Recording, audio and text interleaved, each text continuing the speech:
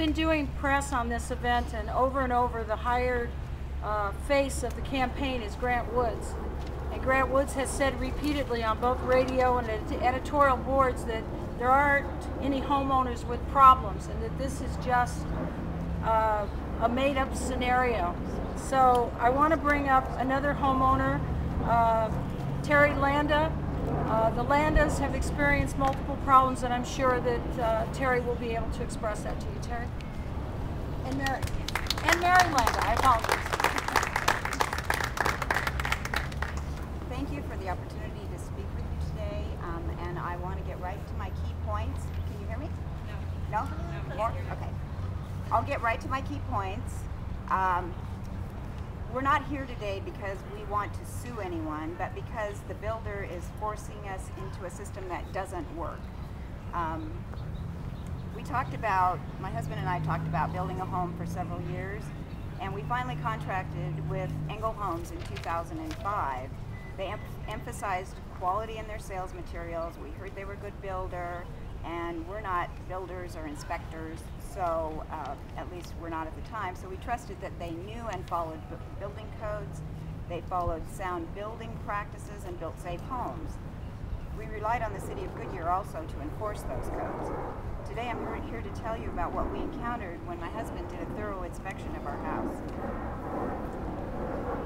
He had to become a construction expert, and he spent many hours reading code, going through our house, taking pictures. Their favorite response to any question that we asked during construction was, well, that's how we do it. So we found many defects, things that can cause health problems. We have mold caused by a leaky roof, an air conditioner that leaks and sucks in formaldehyde insulation and mold spores from the attic and distributes them throughout the house. We found large holes to the outside where bugs and air flow in and out freely. There are large, poorly patched areas in the roof sheathing where a firefighter, for example, if they were on the roof, could potentially fall through.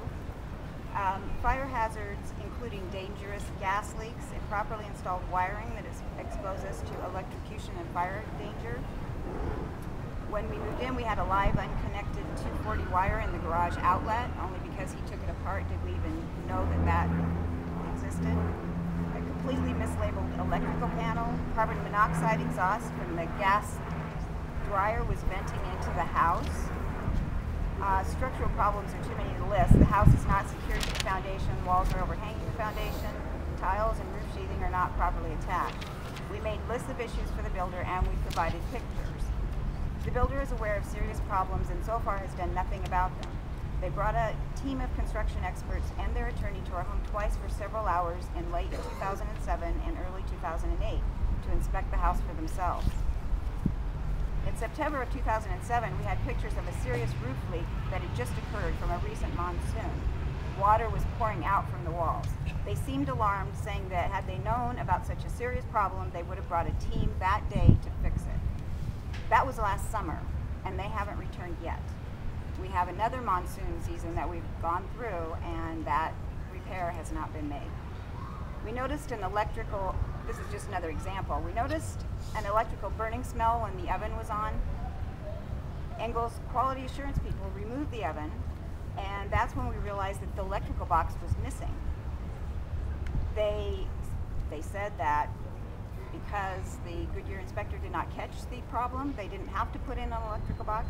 Of course, National Electrical Code requires an electrical box behind a double oven.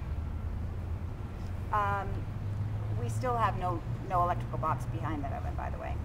Out of dozens of problems, some very serious, they fixed very few. Some they fixed were not fixed completely. We expected a new home to be built according to current codes. Ours was not. We thought we had a warranty, but our warranty doesn't work for anyone but the builder. There seems to be no accountability. We want what we paid for and what we were promised. This is not a union issue. In fact, my husband's never been a union member, and the last time I was a union member was 30-some years ago. We've already spent approximately $20,000 on attorneys, structural engineers, inspectors. What should have been a dream home is a nightmare. The No on Prop 201 website says, we already have a fair and equitable opportunity to repair process for homeowners, and they say that Prop 201 will lead to lawsuit abuse. In our case, in fact, it was the builder who lawyered up first, and there began a huge drain on our bank account as well as our peace of mind. It's now almost 3 years since we closed on our new house, and 10 months since their consultants last visited our home, and they just recently sent us a proposed repair list, which suggests inadequate Band-Aid repairs for only a fraction of the problems. Prop 201 comes too late for us, but I hope our story can help prevent others from finding themselves in the kind of situation we're in. I want to thank you for listening and taking the time to hear our story today.